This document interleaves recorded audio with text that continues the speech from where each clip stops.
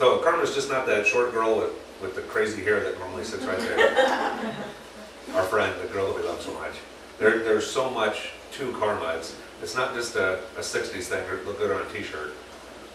These are things that we can practice in our lives, and oftentimes we get so caught up in the doing, but my actions are good. I do good things. We know in metaphysics and spiritual principles the power of thought. We may not have connected the dots. We know the power of our words, which is one of the first steps of manifestation.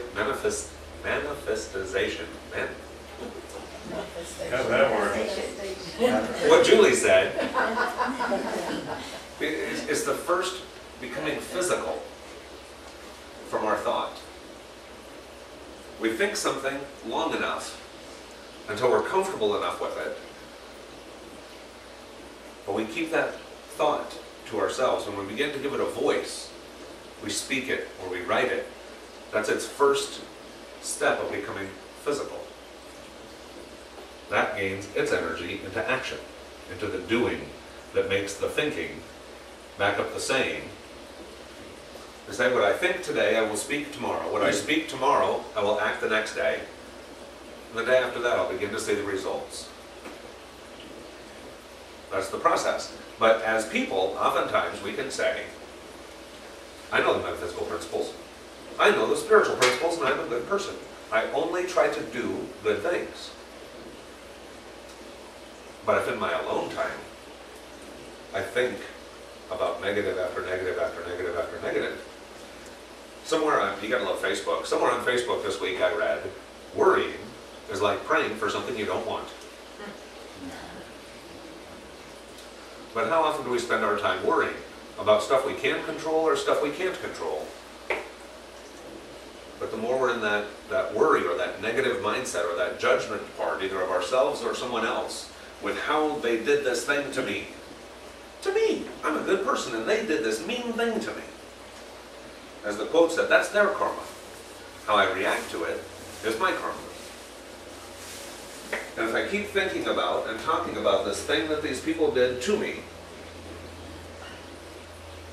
karma says, if that's what I put out, it'll go all the way around the circle and the whole universe will conspire to create someone new to drop a domino on my head.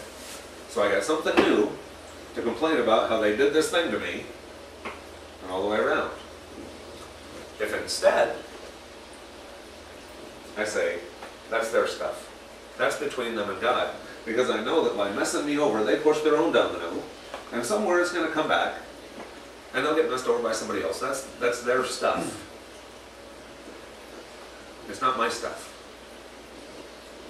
My stuff is what I focus on about this other thing that's good, or about this lesson that I learned from that I don't have to repeat again.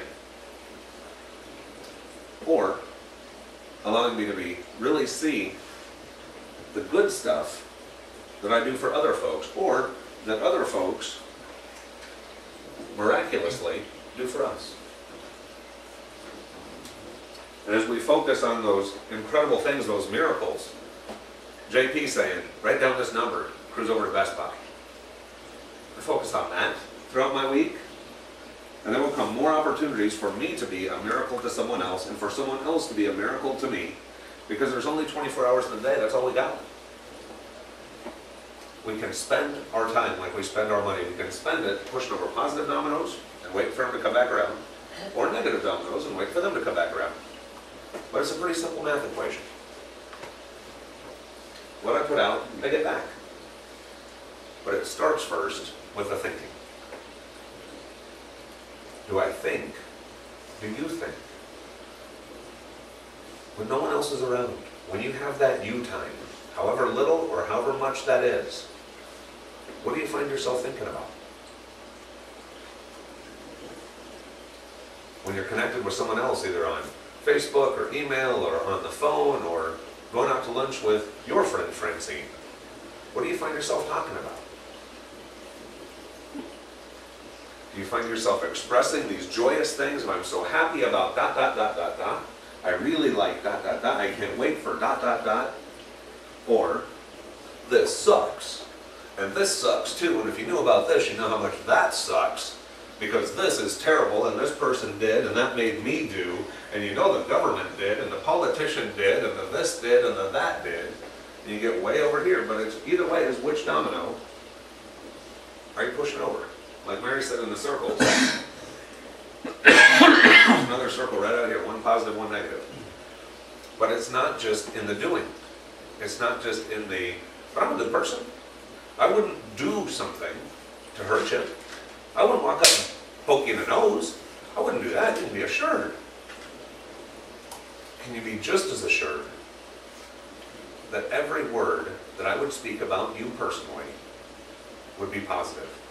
That if you heard me talk about you, and I didn't know you were around, you were that little mouse in the corner, you'd go, wow, that's what Scott thinks about me?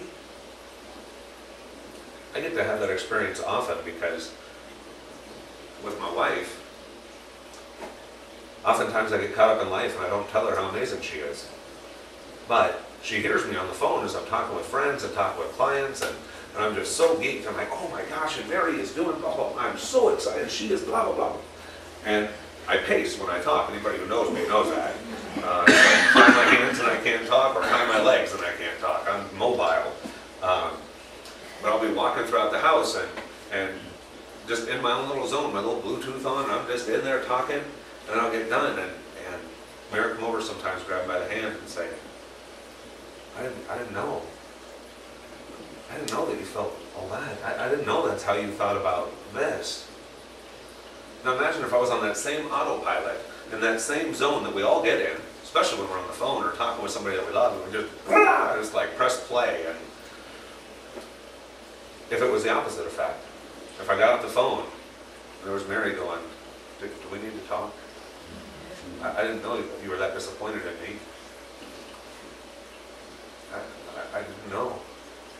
Instead, when I'm on autopilot, when I'm not consciously thinking about what I'm saying the very best thing, because that's what I feel, because that's what I focus on.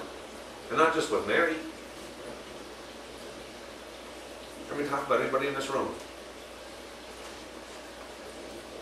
Anybody in this room? Anybody in Brevard County? Anybody in Florida? Anybody in America? Anybody in the world? We talk about this is an interfaith place, that we don't have judgment. These things that we're learning today, karma and dharma, are Hindu. What wisdom Buddha had writing these books about these things, karma and dharma. How much can we embrace that?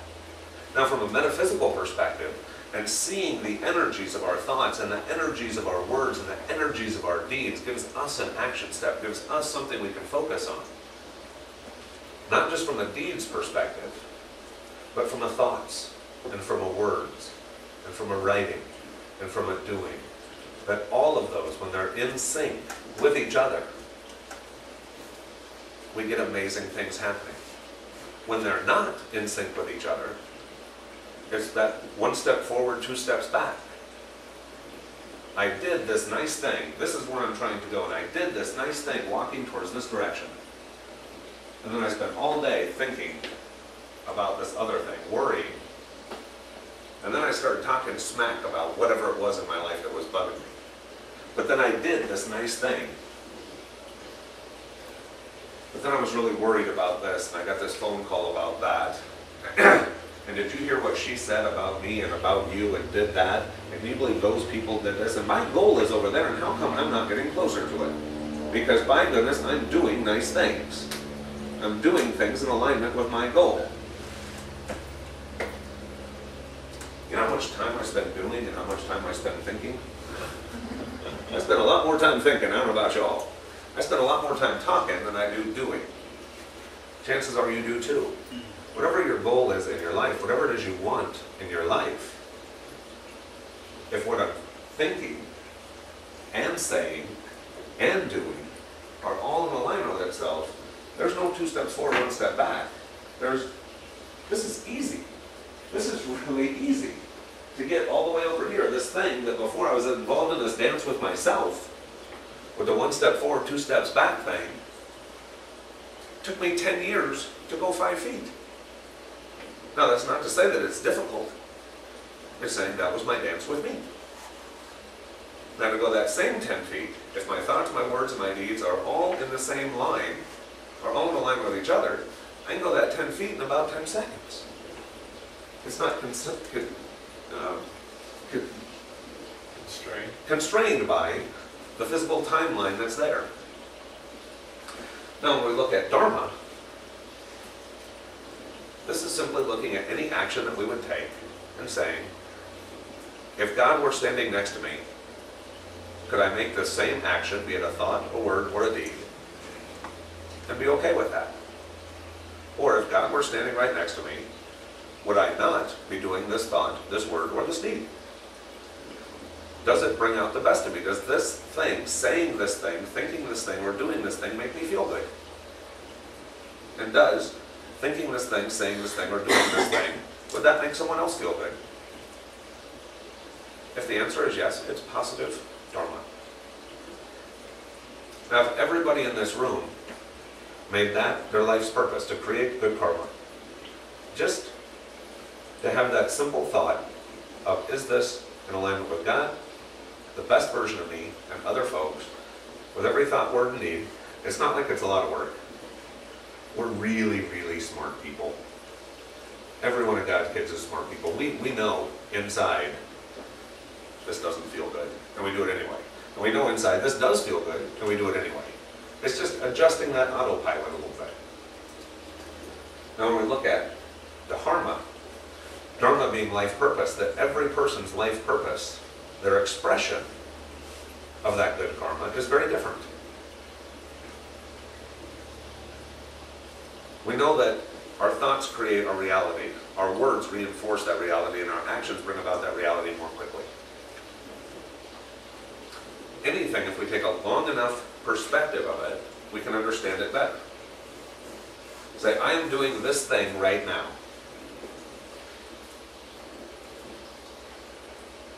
Whatever that thing is. Maybe it's singing. Maybe it's talking. Maybe it's a business. Maybe it's becoming a dad. Whatever that thing is. If we say, I want to understand this whole thing by looking at what I did yesterday, or what I thought yesterday. Maybe we get it, maybe we don't. We take a little longer look, we say, but based on the last week, but based on the last month, but based on the last year, but based on the last decade, and even based on the last lifetime. Now all of a sudden these dharmas, these life purposes that I've created for myself make more sense. Because karma builds on top of karma. And that's a good thing. We heard Mom talk earlier that she just got back from Texas and she got 2 new sisters. And she's all excited about that. Not 1 ounce of that takes 1 ounce away from the sister that she already has, that she's known her whole life. It adds to it. It doesn't take away from it. I'm getting 2 new little children, Trinity and 7. I'm getting these 2 little guys. None of that takes away from my bulldog. I love that guy. That's been my furry little kid right there. We were talking last night about, I wonder if they make saddles. Because he's going to be an integral member of our family. Everything that we do builds upon what we already have, what we already have done. Now sometimes we can see in the very short term how quick karma happens, how quick dharmas manifest. Because we can say, or think, start with thinking, then go to saying, and go to doing, I really don't like this job. I can't wait to leave this job. Chances are, in a very short time, you're not going to have that job. Now that may be your choice. That may be somebody else's choice, but chances are, in a little while, you're not going to have it. And that could be a good thing, like with Mary in Walmart. She's thinking, gosh, not real sure, I don't think I want to be here. No, I don't want to be here. It's served its purpose and I'm grateful for what it is, but I'm ready for something new. And once she got comfortable with that inside of her own mind, then she gave it a voice. And that voice has become a little more loud, and it's now getting some backing, saying, "Hey, Mama, I don't want you standing on your feet 8 hours a day." Right? And by most likely next week, she'll be turning in her notice. The thinking led to the saying, led to the doing. Which leads to more good stuff. Now, if over a lifetime, having done about 2,000, 2,500 past life regressions and walking people from lifetime to lifetime into seeing what are some of the purposes of this lifetime. Well, if someone spent an entire lifetime wanting children but not able to have them for whatever reason.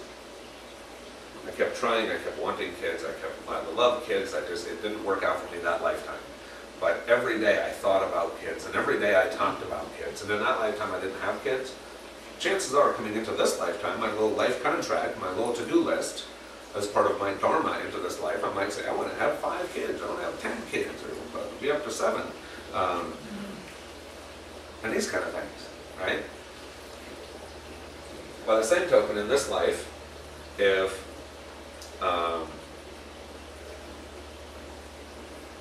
there was anything that I didn't like, put any word here that you may have judged or felt judged by.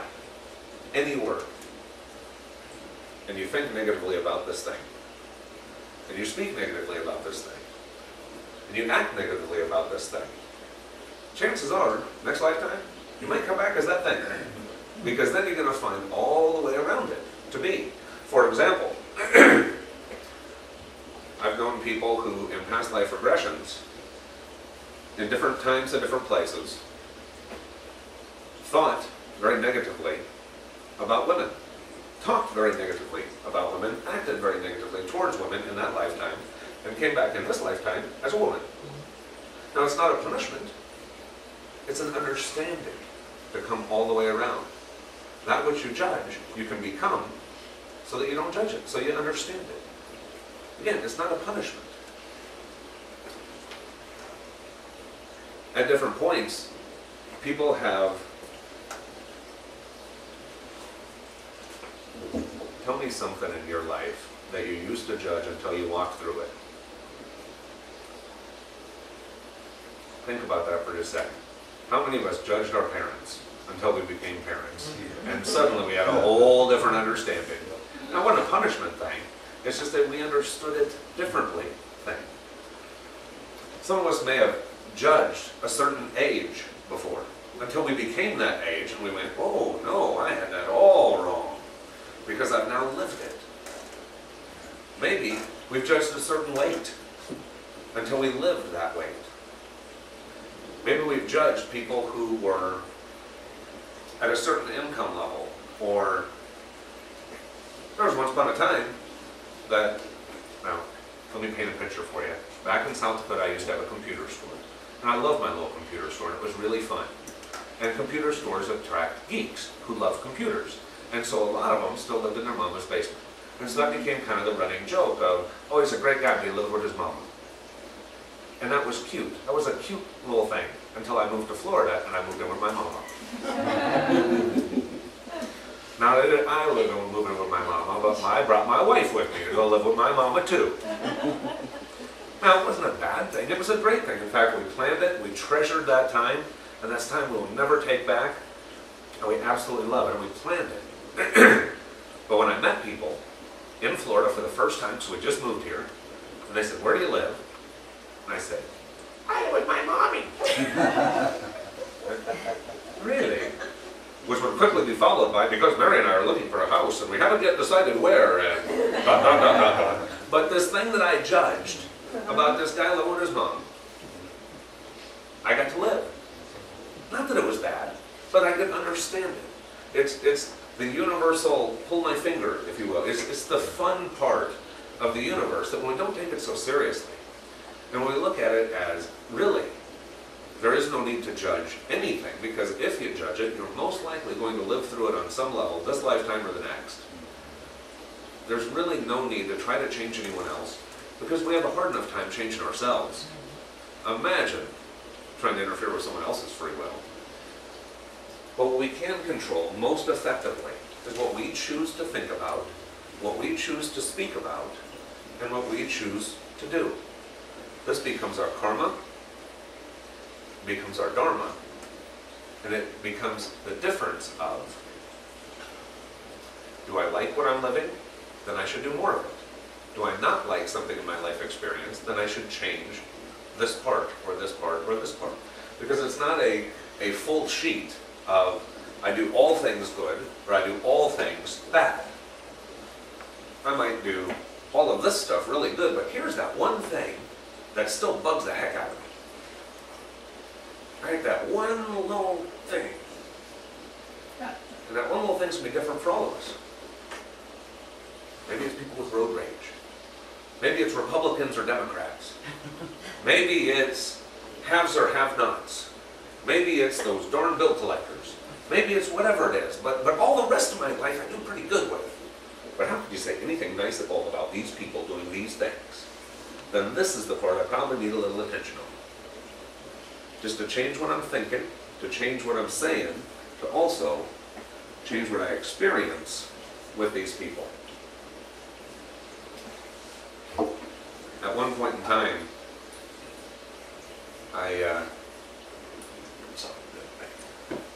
you okay?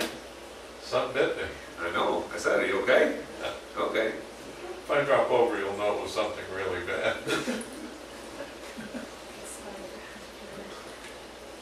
But these aren't just like little life lessons. These can be great big things. These can be great big things, and that's okay. That's okay.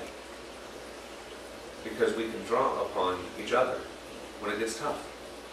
When we start to drift into our own negative mode for whatever that is, for whatever this thing is over here that still bugs us. Like the people in the skit. Francine saying, what would Stacy do in this situation? What would she think? How would she react? And we can draw upon each other for that inspiration. I hope to be an inspiration to you, and I know certainly that you're an inspiration to me.